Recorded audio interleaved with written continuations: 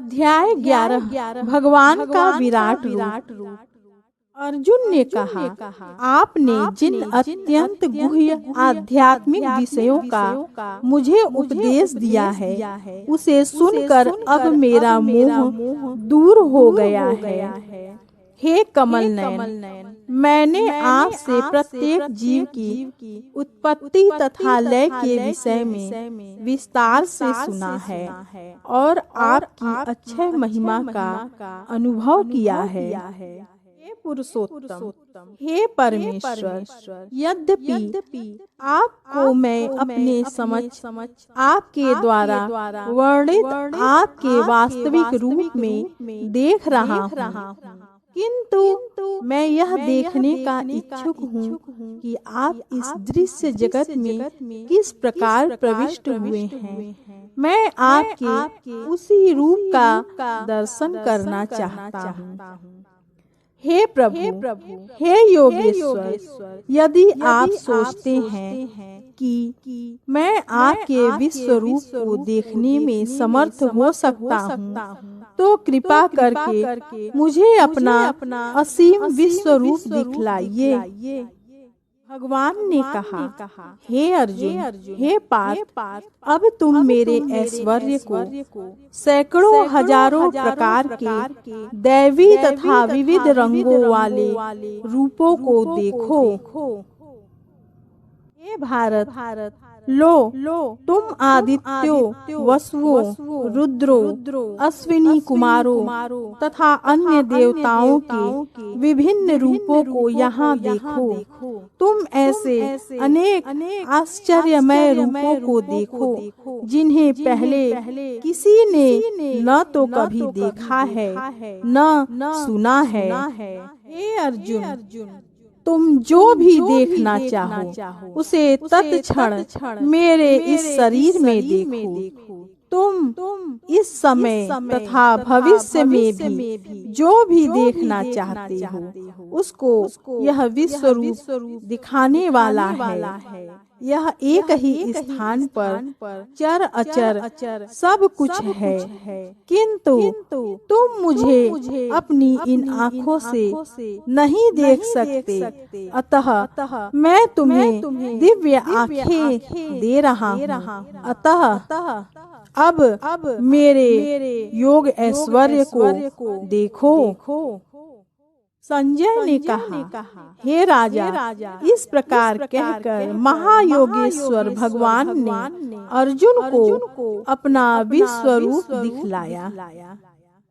अर्जुन ने उस विश्व रूप में असंख्य मुख, असंख्य नेत्र तथा असंख्य आश्चर्यमय दृश्य देखे। यह रूप अनेक दैवी आभूषणों से अलंकृत था और अनेक दैवी हथियार उठाए हुए था।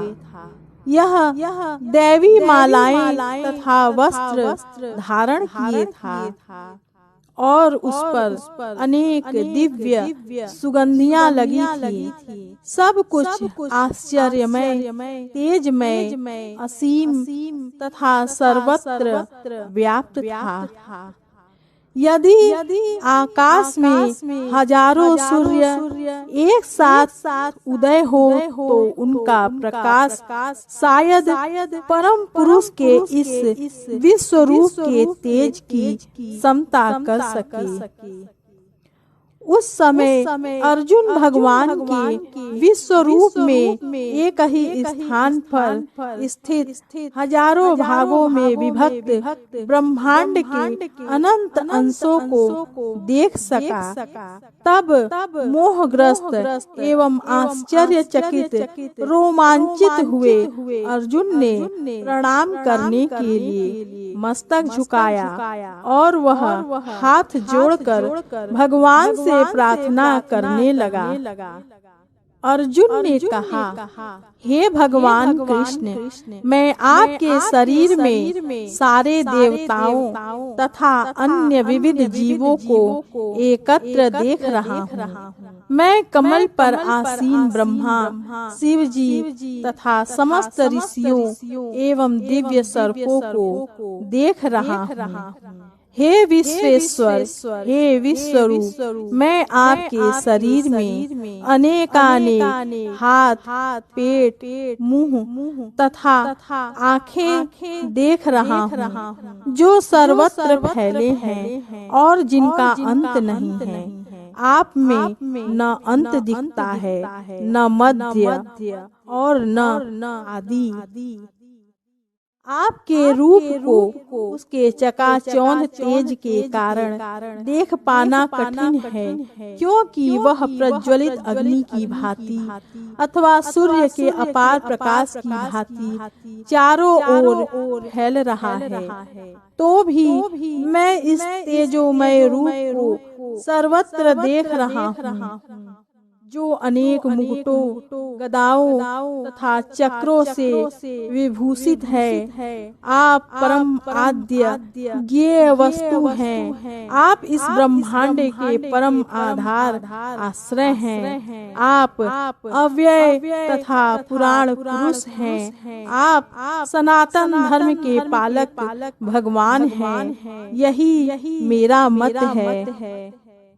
आप आदि, मध्य तथा अंत से रहित हैं। आपका यश अनंत है। आपकी असंख्य भुजाएं हैं और सूर्य तथा चंद्रमा आपकी आँखें हैं। मैं आपके मुख से प्रज्वलित अग्नि निकलते और आपके तेज से संपूर्ण ब्रह्मांड को जलते हुए देख रहा हूँ। यद्यपि आप एक हैं, किंतु आप आकाश तथा सारे लोकों एवं उनके बीच के समस्त अवकाश में व्याप्त हैं। हे महापुरुष, आपके इस अद्भुत तथा भयानक रूप को देखकर सारे लोग भयभीत हैं। देवों का सारा समूह आपकी शरण ले रहा है और आप में प्रवेश कर रहा है। उनमें से कुछ अत्यंत भयभीत होकर हाथ जोड़े आपकी प्रार्थना कर रहे हैं। महर्षियों तथा सिद्धों के समूह कल्याण हो कहकर वैदिक स्तोत्रों का पाठ करते हुए आपकी स्तुति कर रहे हैं। शिव के विविध रूप आदित्यगण, वसु, शाद्य, विश्वेदेव, दोनों अश्विनी कुमार, मरुदगण, पितृगण, गंधर्व, यक्ष, असुर तथा सिद्ध देव सभी आपको आश्चर्य पूर्वक देख रहे हैं। हे महाबाहु, आपके इस अनेक मुख, नेत्र, बाहु, जंघा, पांव, पेट तथा भयानक दांतों वाले विराट रूप को देखकर देवतागण सहित सभी लोग अत्यंत विचलित हैं और उन्हीं की तरह मैं भी हूँ। हे सर्वव्यापी विष्णु, नाना ज्योतिर्मय रंगों से युक्त आपको आकाश का स्पर्श करते, मुख फैलाए तथा बड़ी बड़ी चमकती आंखें निकाले देखकर भय से मेरा मन विचलित है। मैं न तो धैर्य धारण कर पा रहा हूँ, न मानसिक संतुलन ही पा रहा हूँ। हे देवेश, हे जगन निवास, आप मुझ पर प्रसन्न हो। मैं इस प्रकार से आपके प्रलयाग्नि स्वरूप मुखों को तथा विकराल दांतों को देखकर अपना संतुलन नहीं रख पा रहा हूँ। मैं सब ओर से मोहग्रस्त हो रहा हूँ। धृतराष्ट्र के सारे पुत्र अपने समस्त सहायक राजाओं सहित तथा भीष्म, द्रोण, कर्ण एवं हमारे प्रमुख योद्धा भी आपके विकराल मुख में प्रवेश कर रहे हैं। उनमें से कुछ के सिरों को तो मैं आपके दांतों के बीच चूर्णित हुआ देख रहा हूँ। जिस प्रकार नदियों की अनेक तरंगे समुद्र में प्रवेश करती हैं, उसी प्रकार ये समस्त महान योद्धा भी आपके प्रज्वलित मुखों में प्रवेश कर रहे हैं। मैं समस्त लोगों को पूर्ण वेग से आपके मुख में उसी प्रकार प्रविष्ट होते देख रहा हूँ, जिस प्रकार पतंगे अपने विनाश के लिए प्रज्वलित अग्नि में कूद पड़ते हैं। हे विष्णु, मैं देखता हूँ कि आप अपने प्रज्वलित मुखों से सभी राजाओं, सभी दिशाओं के लोगों को निगले जा रहे हैं। आप सारे ब्रह्मांड को अपने तेज से आपूरित करके अपनी विकराल झुलसाती किरणों सहित प्रकट हो रहे हैं। हे देवेश, कृपा करके मुझे बतलाइए कि इतने उग्र रूप में आप कौन हैं। मैं आपको नमस्कार करता हूँ, कृपा करके मुझ पर प्रसन्न हो। आप आदि भगवान हैं। मैं आपको जानना चाहता हूँ, क्योंकि मैं नहीं जान पा रहा हूँ कि आपका प्रयोजन क्या है। भगवान ने कहा, समस्त जगतों को विनष्ट करने वाला काल मैं हूँ और मैं यहाँ समस्त लोगों का विनाश करने के लिए आया हूँ। तुम्हारे अर्थात पांडवों के सिवा दोनों पक्षों के सारे योद्धा मारे जाएंगे। अतः उठो, लड़ने के लिए तैयार हो और यश अर्जित करो। अपने शत्रुओं को जीत कर संपन्न राज्य का भोग करो। ये सब मेरे द्वारा पहले ही मारे जा चुके हैं। और हे सव्यसाची, तुम तो युद्ध में केवल निमित्त मात्र हो सकते हो।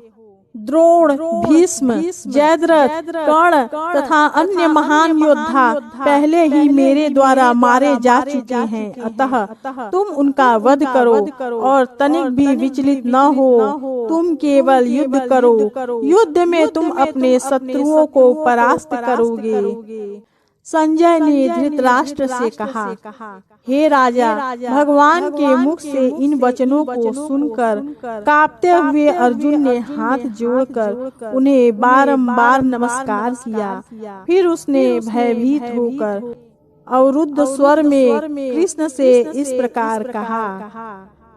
अर्जुन ने कहा, हे ऋषिकेश, आपके नाम के श्रवण से संसार हर्षित होता है और सभी लोग आपके प्रति अनुरक्त होते हैं। यद्यपि सिद्ध पुरुष आपको नमस्कार करते हैं, किंतु असुरगण भयभीत हैं और इधर उधर भाग रहे हैं। यह ठीक ही हुआ है। हे महात्मा, आप ब्रह्मा से भी बढ़कर हैं। आप आदि सृष्टा हैं, तो फिर वे आपको सादर नमस्कार क्यों न करें। हे अनंत, हे देवेश, हे जगन निवास, आप परम स्रोत, अक्षर, कारणों के कारण तथा इस भौतिक जगत से परे हैं। आप आदि देव, सनातन पुरुष तथा इस दृश्य जगत के परम आश्रय हैं। आप सब कुछ जानने वाले हैं और आप ही वह सब कुछ हैं जो जानने योग्य हैं। आप भौतिक गुणों से परे परम आश्रय हैं। हे अनंत रूप, यह संपूर्ण दृश्य जगत आपसे व्याप्त है। आप वायु हैं तथा परम नियंता भी हैं। आप अग्नि हैं, जल हैं तथा चंद्रमा हैं। आप आदि जीव ब्रह्मा हैं और आप प्रपितामह हैं। अतः आपको 1000 बार नमस्कार है और पुनः पुनः नमस्कार है। आपको आगे, पीछे तथा चारों ओर से नमस्कार है। हे असीम शक्ति, आप अनंत पराक्रम के स्वामी हैं। आप सर्वव्यापी हैं, अतः आप सब कुछ हैं। आपको अपना मित्र मानते हुए मैंने हठ पूर्वक आपको हे कृष्ण, हे यादव, हे सखा जैसे संबोधनों से पुकारा है, क्योंकि मैं आपकी महिमा को नहीं जानता था। मैंने मूर्खतावश या प्रेमवश जो कुछ भी किया है, कृपया उसके लिए मुझे क्षमा कर दे। यही नहीं, मैंने कई बार आराम करते समय एक साथ लेटे हुए या साथ साथ खाते या बैठे हुए, कभी अकेले तो कभी अनेक मित्रों के समक्ष आपका अनादर किया है। हे अच्युत, मेरे इन समस्त अपराधों को क्षमा करें। आप इस चर तथा अचर संपूर्ण दृश्य जगत के जनक हैं। आप परम पूज्य महान आध्यात्मिक गुरु हैं। न तो कोई आपके तुल्य है, न ही कोई आपके समान हो सकता है। हे अतुल शक्ति वाले प्रभु, भला तीनों लोकों में आपसे बढ़कर कोई कैसे हो सकता है। आप प्रत्येक जीव द्वारा पूजनीय भगवान हैं। अतः मैं गिरकर सादर प्रणाम करता हूँ और आपकी कृपा की याचना करता हूँ। जिस प्रकार पिता अपने पुत्र की ढिठाई सहन करता है या मित्र अपने मित्र की धृष्टता सह लेता है या प्रिय अपनी प्रिया का अपराध सहन कर लेता है, उसी प्रकार आप कृपा करके मेरी त्रुटियों को सहन कर ले। पहले कभी न देखे गए आपके इस विराट रूप का दर्शन करके मैं पुलकित हो रहा हूँ, किंतु साथ ही मेरा मन भयभीत हो रहा है। अतः आप मुझ पर कृपा करें और हे देवेश, हे जगन निवास, अपना पुरुषोत्तम भगवत स्वरूप पुनः दिखाएं। हे विराट रूप, हे सहस्त्र भुज भगवान, मैं आपके मुकुटधारी चतुर्भुज रूप का दर्शन करना चाहता हूँ, जिसमें आप अपने चारों हाथों में शंख, चक्र, गदा तथा पद्म धारण किए हुए हो। मैं उसी रूप को देखने की इच्छा करता हूँ। भगवान ने कहा, हे अर्जुन, मैंने प्रसन्न होकर अपनी अंतरंगा शक्ति के बल पर तुम्हें इस संसार में अपने इस परम विश्व रूप का दर्शन कराया है। इसके पूर्व अन्य किसी ने इस असीम तथा तेजोमय आदि रूप को कभी नहीं देखा था। हे कुरु श्रेष्ठ, तुमसे पूर्व मेरे इस विश्व रूप को किसी ने नहीं देखा, क्योंकि मैं न तो वेदाध्ययन के द्वारा,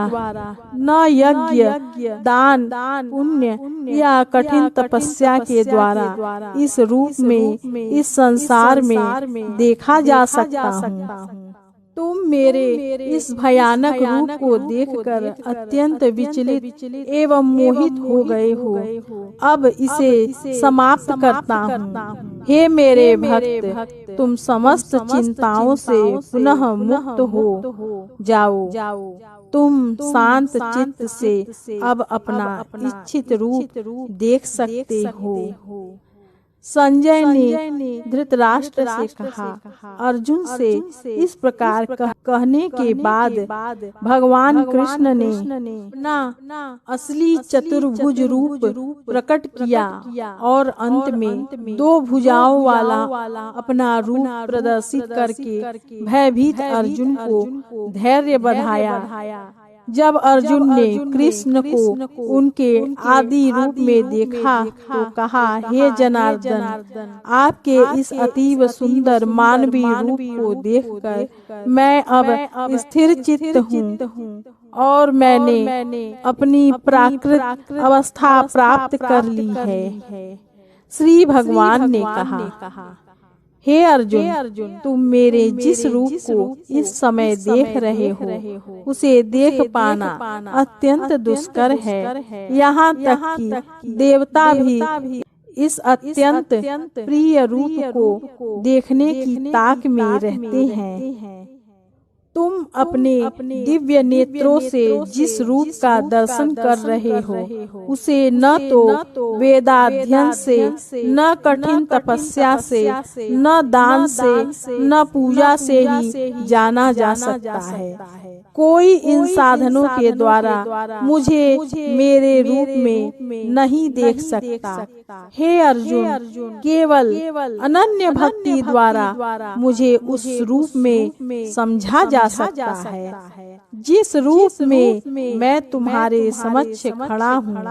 और इसी प्रकार मेरा साक्षात दर्शन भी किया जा सकता है। केवल इसी विधि से तुम मेरे ज्ञान के रहस्य को पा सकते हो।